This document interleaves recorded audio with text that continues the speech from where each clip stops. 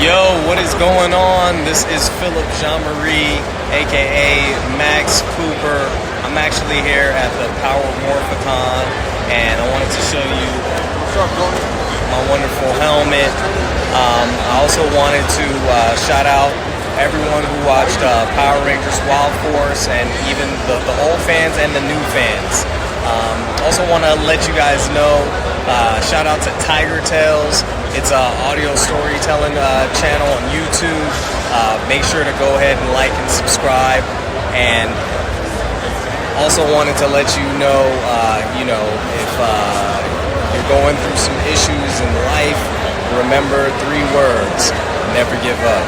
All right. So I hope everyone is doing well. Love you a lot. Peace. Hello everybody and welcome to Tiger Tales Mysterious Origins. Upon this YouTube channel you'll find original stories written and read to you by myself, Ty Tiger. If you want to hear my fan fictions, then make sure you check out the other Tiger Tales channels. Now, amongst my fan fictions, you'll hear the words mysteries. You'll also meet characters like William Cranston, Mr. Pocket, Walt, Takeshi, and more. Now, those are the mysteries, and this story that you're listening to is the beginning of that story. So let's dive into my own fictional world, known as the Tales of Quasha. Tales of Quasha. Book 1. Hunted. Chapter 5. Danger Among the Pack. Desmond walked into a forest. The sun rose rather gently, lighting up the night sky, illuminating it into a bright blue morning. Desmond stood on the outskirts of the camp, and it was the trailer park that stood before him, turning into a home of the pack. Werewolves were the result of one of the royal members of the Lost Dimension having sexual relations with a human male, and she birthed the first werewolf. As the being grew up, he would bite other humans and spread his DNA, eventually making the first pack. Now, millions of years later, in present day, werewolves were classed as air-quote supernatural creatures. One of the many packs lived in the forest on the mountain that sat between the two towns. They were the Delora family, and they lived in a trailer park. Desmond walked into the trailer park. In the center was a bonfire. There were people adding wood and preparing to light it later that day. Desmond walked past the elders who sat there in their rocking chairs. Some of them were knitting, some of them was enjoying the sun. The park was quiet for a moment, as a lot of the pack was sleeping. Not everyone in the family was a werewolf. When you were born into the pack, you were either going to be a werewolf or not. Your chances were 50-50. The main werewolf pack would have been out all night in their werewolf forms, hunting or training. Desmond was part of the main pack as he was a werewolf, but he never got along with everyone as his mother was not from the Delora family, making Desmond a half-breed of sorts. The pack of werewolves all came in from the forest. There were 15 werewolves, with Desmond that made 16 in the pack. They were all different heights and colours. They all shifted back into their human forms and got dressed into clothes. Desmond walked up to them. "Hey Des, nice to see you, man." One boy called Theo called out. "Hey Theo, how's things?" Desmond asked. "Not too bad." Theo shrugged. "Hey, hot stuff," Sophia said with a grin. Desmond gave Sophia a weak grin as he could feel his cheeks burning up with embarrassment. "Leave the boy alone. He shouldn't even be here," said the alpha. His name was Marcus, and he did not like Desmond. "Shut up, Marcus," Sophia barked at him. "It's okay, Soph. I can handle myself," Desmond muttered. Marcus let out a slight chuckle. He pushed Sophia out of the way and got into Desmond's face. "Can you handle yourself? Please! You are nothing. Worthless. You think you can just walk into here whenever you please?" Marcus roared. "I have always been both worlds. The elders have granted me full access," Desmond sneered. Marcus overtowered Desmond like a building overtowered a person. With a grin, he then grabbed Desmond by the collar of his t-shirt and lifted him off the ground. Then suddenly, a quick snapping sound alerted the main werewolf pack. They turned to see the chief of the family stood there before them, gripping his walking staff. "Chief," Marcus questioned. "Let go of the boy," the chief snapped. Marcus let go of Desmond. "Now the rest of you get ready. Breakfast is being prepared," the chief ordered. The pack all walked away slowly, their heads low. Sophia quickly threw Desmond a small, sympathetic smile. Desmond nodded his head slightly at her, and then he turned to the chief and he bowed slightly. "Don't be silly, boy. Stand straight," the chief snapped. Desmond stood straight and chuckled. "Morning, sir," Desmond replied. "What brings you home, Desmond, my boy?" the chief asked. "I actually wanted to see my family, but I guess that was kind of a mistake," Desmond said with a roll of his eyes. "It is true, boy. You being here, and you being your mother's son, does cause some discomfort among our family and the pack, but you are a Delora. So, you are welcome here whenever you please, and I will have it no other way," the chief said. "Thank you, sir," Desmond nodded. "Now, shall we get breakfast?" the chief asked. "Yeah, that sounds pretty good," Desmond nodded with a slight grin. Desmond walked through the trailer park, the chief at his side, as the rest of the family woke up and started their day. Desmond walked up to the food table and grabbed himself a plate, and the chief and himself were in the middle of a conversation when Sophia ran up to him in a panic. "Sir, we have a problem," Sophia barked. "What is it, girl?" the chief asked. "We're missing one of the members of the pack. We must have miscounted or something, but we don't know where Jack is," Sophia blurted. "Right, get the pack together and go find him," the chief ordered. "Right," Sophia nodded. "Oh, Sophia, I mean the whole pack," the chief said, nodding his head towards Desmond. Desmond looked at the chief, then to Sophia. She gestured to him to follow. He nodded, and then both of them ran off and collected the other pack members. They all rushed deeper into the forest, and they all started stripping their clothes off. "Really? The half-breed is here?" Marcus retorted. "Yeah, Marcus, chief orders. Got a problem? Come on. Take it up with him later. We gotta go to find Jack," Sophia snapped. Marcus released a deep, mighty growl. Then one by one, each member of the pack shifted into their beastly werewolf forms. Their bodies tripled in size. They grew snouts, fangs, claws, fur, and tails. They all howled, filling the air with a synchronized group of howls. They all bolted deeper into the forest, the mud erupting under their paws, the smell of moisture air and fresh plants, the wildlife that littered the plants filled their noses. They ran through the forest, some of them bounced off tree trunks, and then suddenly the smell of blood filled the air. "Follow my scent," Marcus ordered in their heads. Werewolves could communicate to each other telepathically. All werewolves could talk to all werewolves, but it was like a walkie-talkie. Only when they projected their mental voice could the other wolf hear it. The werewolves all followed the scent of blood and found a circle of fallen leaves.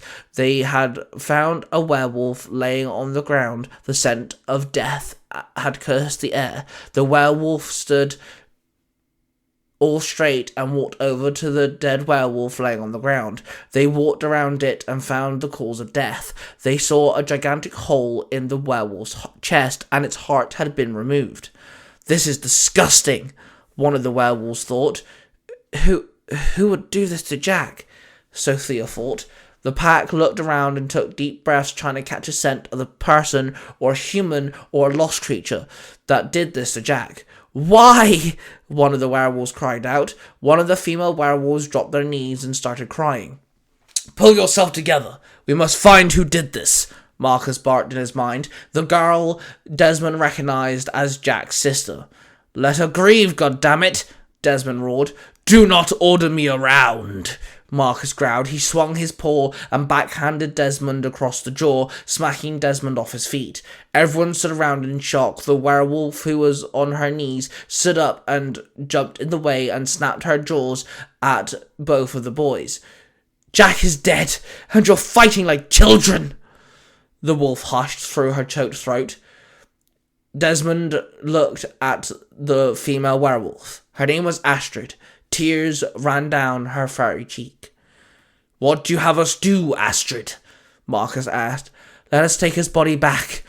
Mother will want a proper send-off," Astrid hissed. Marcus took a deep breath in, then exhaled slowly. He walked over to the dead werewolf and picked up the corpse. Then he turned to 3 werewolves. "You 3, keep on the trail. Howl if you need us," Marcus ordered.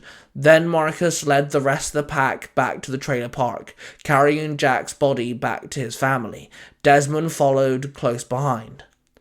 A few hours went by. The pack returned to the trailer park, and they returned back to their human forms. The elders stood with sorrow in their eyes as Jack and Astrid's mother cried out, holding Astrid. Their father, who was once in the pack, now one of the elders, stood there with his body boiling, his inner wolf itching to get out. Desmond stood there horrified. Suddenly, Desmond's phone started to ring. Desmond walked away from the grieving family and pulled out his phone to answer it. "Hey, what's up?" Desmond answered. "Yo, Des, today has been an intense day. Gotta have a meeting later. Need you there," Rosie replied. "Well, it's strange you mention intense day, 'cause I've got some shit to tell you," Desmond said. Desmond then told Rosie all about Jack. Desmond told her that he'd meet up with the group later that night, then he hung up the phone. Sophia walked up to him with sorrow across her face. "The elders are waiting for 2 days to let his werewolf form shift back to his human form so we can do the ritual properly," Sophia told him. "Okay, I think I have to get back to town now, but I'll make sure I'm back in 2 days for Jack's funeral," Desmond replied. "You're leaving?" Sophia asked worryingly. "First off, I'm clearly not wanted here, am I? And second of all, Sparks' missus just told me today alone this is a set of strange events. They might be all connected," Desmond replied. "I was more hinting about the fact that someone's been hunting a werewolf, killed it, and removed his heart," Sophia said sadly. She placed her hand on his arm. "Thanks for being concerned," Desmond sighed. "Des, please be safe," Sophia said. "I will. I'll see you in 2 days," Desmond told her. Then Desmond left the trailer park and his family behind and ran through the forest and back into town. He headed for Sparks and Leo's house, the dread of losing a family member haunting over him, and the dread of not knowing of how he died or why somebody wanted a werewolf heart haunted his mind.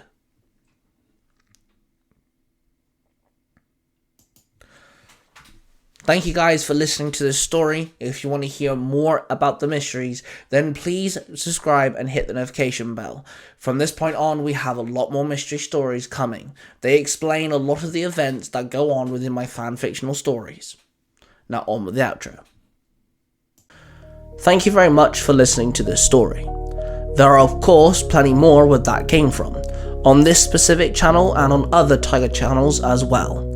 There are plenty more Tiger Tales channels for you guys to find and explore, with all sorts of storylines, fan fictions to dive into. A huge shout out to the following: Cosplay Dude 637, my Parabatai, and Mark the Red Cornish Ranger. The three of us are the Three Ranger Bros.